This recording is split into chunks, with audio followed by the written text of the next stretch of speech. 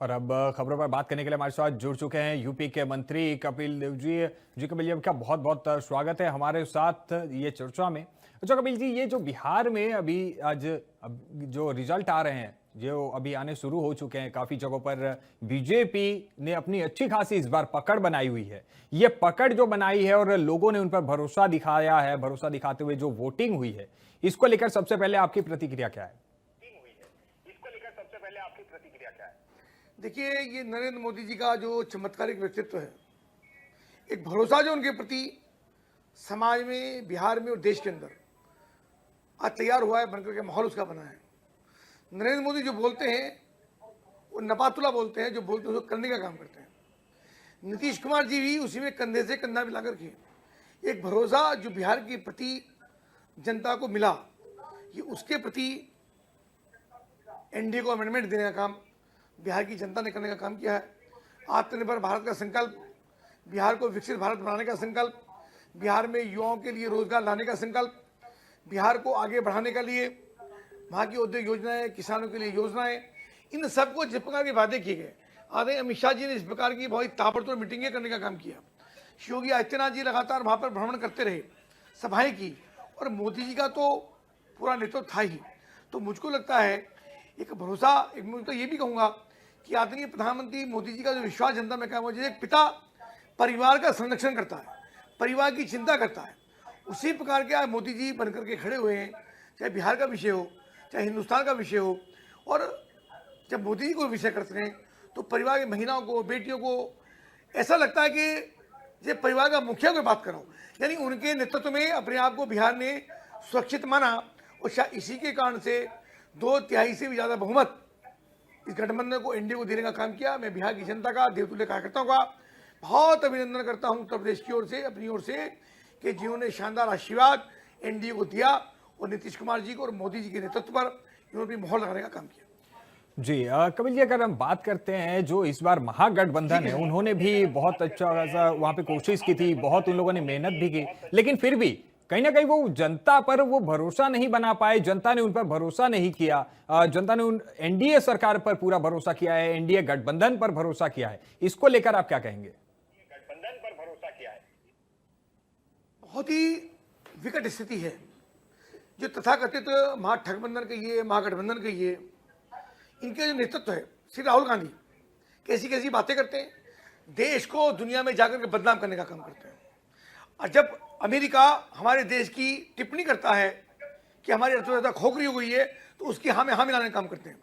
जब भारत के अंदर विस्फोट होता है तो पाकिस्तान की वाणी में अपने सुर मिलाने का काम करते हैं, आतंकवादियों को संरक्षण देने का काम करते हैं।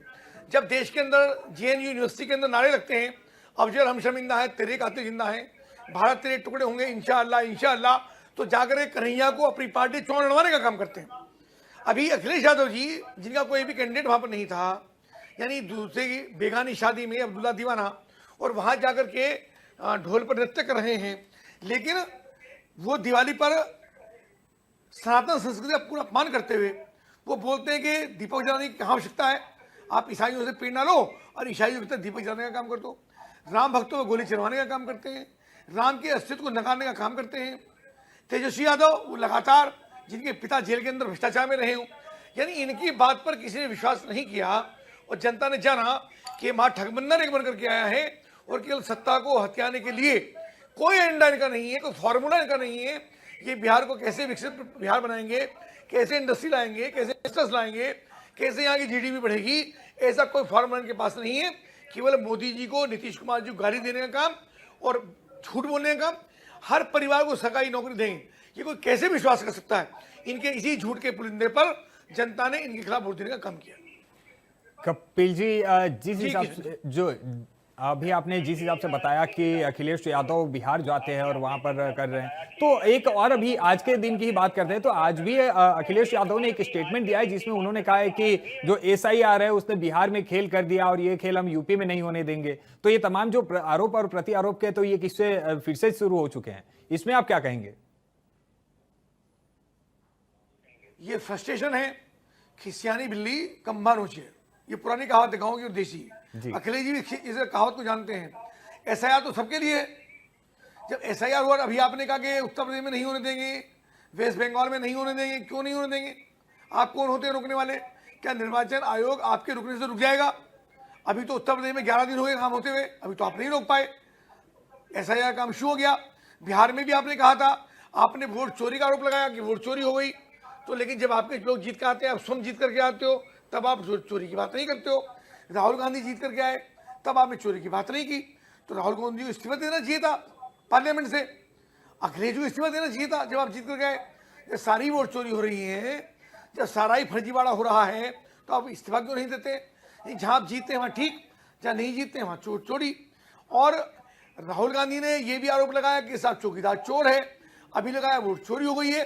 तो इनके जितने भी फार्मूले हैं जनता समझ गई है, ये केवल नौटंकियां कर रहे हैं और कोई अस्तित्व, कोई इनकी बात का प्रभाव आज समाज के अंदर नहीं है। और बिहार की जनता ने पूरी तरह इनको नकारने का काम किया। जी, अगर हम बिहार की जनता की जिस हिसाब से आप बात करें, बिहार की जनता ने जो भरोसा जो व्यक्त किया है, उन लोगों ने जो भरोसा अपना दिखाया है भारतीय जनता पार्टी पे, इंडिया गठबंधन पे, तो आगे और इस भरोसे को कायम रखने के लिए आप लोगों की तरफ से और क्या किया जाएगा आगे?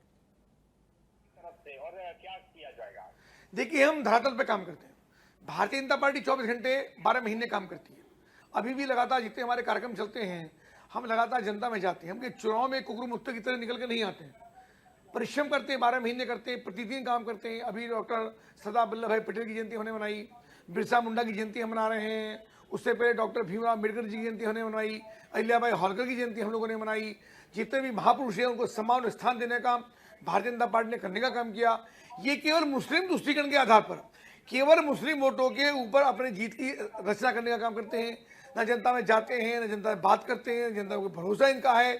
और जनता के लिए इनके पास कोई एजेंडा भी नहीं है कि जनता को आप अगर सत्ता में आते हैं तो आप क्या देंगे। एक फॉर्मूला इन्होंने दिया कि हर घर को सरकारी नौकरी देंगे, क्या ये संभव है? इतनी सरकारी नौकरी है ही नहीं, कैसे दे सकते हैं? तो झूठ भी इनके लिए उल्टा पड़ गया, बचाए उसके प्रभाव में आने के, उस झूठ ने उनको नुकसान करने का काम किया। तो कोई प्रभाव नहीं है। राहुल गांधी जिस प्रकार से आज टिप्पणी करते हैं, देश को पूरी दुनिया के सामने अपमानित करने का काम करते हैं। और जब आतंकवादी घटना होती है और इधर से ऑपरेशन सिंदूर होता है, पुलवामा की घटना का जवाब हम लोग देते हैं, तब ये केजरीवाल के साथ मिलकर के और सैनिकों की गोलियों का हिसाब किताब मांगते हैं। तो ये जो शर्मनाक हरकतें लगातार राहुल गांधी करते हैं, उसके खिलाफ ये अमेंडमेंट जनता ने बिहार में देने का काम किया। जी, कपिल जी, हम बात करते हैं जो खास करके तेजस्वी यादव के बारे में। लालू यादव को कौन नहीं जानता, और लालू यादव और खास करके तेजस्वी यादव, आज अब तेजस्वी यादव को जब अपनी ही सीट पे उन्हें इतनी कठिनाई से उन्हें लड़ना पड़ रहा है, उन्हें लड़ाई लड़नी पड़ रही है, तो ये तमाम चीजों को देखते हुए वो, क्योंकि उनके जो क्षेत्र के उनके ही जो लोग हैं वही लोग उन पर भरोसा नहीं बता पा रहे हैं, तो इसको लेकर आप क्या कहेंगे? तो ये तो आप खुद ही बोले, हमको इसमें क्या बोलना है? यानी बिहार की जनता में जो उनकी परंपरागत सीट है, जे लालू प्रसाद यादव जीते, राबड़ी देवी जीती, आज तेजस्वी यादव भी उसको एक एक वोट के लिए संघर्ष करना पड़ रहा है। और जो टीवी की स्क्रीन कह रही है वो चुनाव हार रहे हैं, तो जो उनका कैप्टन ही चुनाव हार गया है। जब लूडो के खेल, जब शतरंज के खेल में जब राजा धराशायी हो जाता है तो पूरा चुनाव एक तरफ हो जाता है, कोई बचता नहीं है उसके अंदर। तो ये भी एक लग शतरंज जैसा खेल है, जब राजा ही धराशायी हो गया तो फिर इनके पास वो बचा नहीं है। और ये पूरा जो महागठबंधन गठबंधन है, इनका धराशायी हो गया है और जनता के सामने ये चेहरा दिखाने लायक भी नहीं रहे और कोई आरोप अब लगाने के लिए बचा नहीं है। जितने आरोप इनके पिटारे में थे वो सारे पिटारे के आरोप कह चुके, उसके बावजूद भी जनता ने एनडीए को आशीर्वाद देने का काम किया। मैं योगी आदित्यनाथ जी का भी धन्यवाद करूंगा कि योगी आदित्यनाथ जी जितनी लोकप्रियता प्रदेश के अंदर थी और जितनी डिमांड उनकी लगातार हर सीट के ऊपर थी, तो योगी आदित्यनाथ जी का भी चमत्कारिक नेतृत्व ये बिहार के अंदर उसने बहुत काम किया। अमित शाह जी की योजना एक चाणक्य के रूप में जिस प्रकार से लगातार काम करते रहे, लोगों को काम बांटते रहे, सौंपते रहे, लगातार भाषण करते। और उन्हें पहले ही कहा था कि चुनाव का परिणाम मैं अभी घोषित कर रहा हूँ, वो चुनाव का परिणाम घोषित हो गया है। मैं अमित शाह जी को भी बधाई देता हूँ, उनको नमन करता हूँ।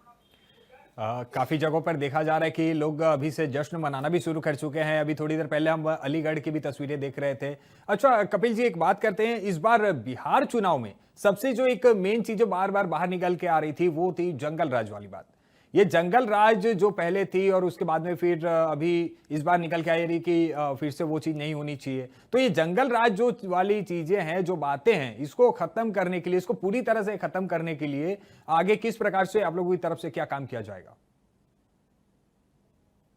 देखिए, मैंने आपको बताया कि भरोसे की सरकार, जी। नरेंद्र मोदी के नेतृत्व में कोई भी गुंडागर्दी नहीं कर सकता, अमन चैन को क्षति नहीं पहुंचा सकता, जो सामाजिक सद्भाव है उसको नुकसान नहीं पहुंचा सकता। ये जो भरोसे की सरकार जनता में हुई है, भारतीय जनता पार्टी में कोई कार्यकर्ता को गुंडागर्दी करता हुआ नहीं मिलेगा, किसी की जमीन कब्जा होता नहीं मिलेगा। इनकी सरकारों में जमीनें कब्जाना, महिलाओं पर व्यभिचार करना, बदतमीजियां करना, गुंडागर्दी करना, अत्याचार करना, चलते सड़क पर लड़कियों को उठा लेना, इनकी सरकार में होता रहा है। लालू यादव की सरकार में सब कुछ हुआ है।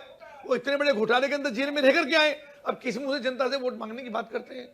ये सब चीजें हमने देखी हैं। बिहार को जलता हुआ हमने देखा है, बिहार को तरसते हुए हमने देखा है।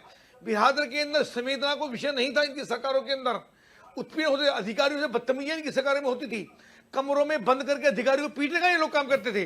वो सब जनता ने अपना बदला लेने का काम आज किया है और लालू प्रसाद यादव एंड कंपनी को धरातल पर लाने का काम किया। जी, तो योगी आदित्यनाथ का जो मॉडल एक माना जाता है कि योगी मॉडल जो अभी, और योगी आदित्यनाथ जी भी गए थे, जो अपने उत्तर प्रदेश के सीएम है, वो भी बिहार चुनाव के बीच में गए थे, लोगों से उन्होंने लोगों के बीच में उन्होंने संबोधन भी किया था। तो क्या आपको क्या लगता है कि लोगों ने एक वो वाली चीजों पे भी भरोसा किया है कि क्या हाँ, योगी मॉडल अगर आएगा बिहार में तो बिहार और भी अच्छे से तरक्की कर सकता है? नहीं, नीतीश मॉडल भी बहुत अच्छा है। योगी आदित्यनाथ जी काम करने की शैली अपनी अलग है, वो सबको प्रिय लगती है, सबको प्रभावित करती है। क्योंकि योगी आदित्यनाथ जी के यहाँ कोई पक्षपात नहीं है। गुंडागर्दी का कोई गुंडा हो, किसी भी कितना भी प्रभावशाली हो, उसके लिए उनके यहाँ स्थान नहीं है, कोई कॉम्प्रोमाइज नहीं है। वो योगी आदित्यनाथ जी संवेदनशील भी हैं और क्रूर भी हैं। जो गुंडा होता है, माफिया होता है, उसको किसी भी रूप में बख्शने का काम नहीं करते हैं। और संवेदनशील इतने हैं, कोई पीड़ित उनके पास अगर जाता है तो पलक पावड़े बिछा कर स्वागत भी करते हैं और हर प्रकार से उसकी मदद करने का काम करें। सठम साठ्यम समाचरित, जिसको जैसी आवश्यकता होती है उसको वैसा उसका व्यवहार करने का काम करते हैं। ये योगी जी की जो शैली है, चाहे बुलडोजर चलाना पड़े, चाहे जेल में डालना पड़े या हुरों के पास भेजना पड़े, जैसी आवश्यकता होती है वैसा काम करते हैं। तो ये योगी मॉडल निश्चित रूप से पूरे हिंदुस्तान के अंदर प्रभावी है, पूरी दुनिया उसको देखती है और पूरी दुनिया उनकी प्रशंसा करती है। बहुत बहुत धन्यवाद कपिल जी हमारे साथ जुड़ने के लिए और ये तमाम बातें करने के लिए।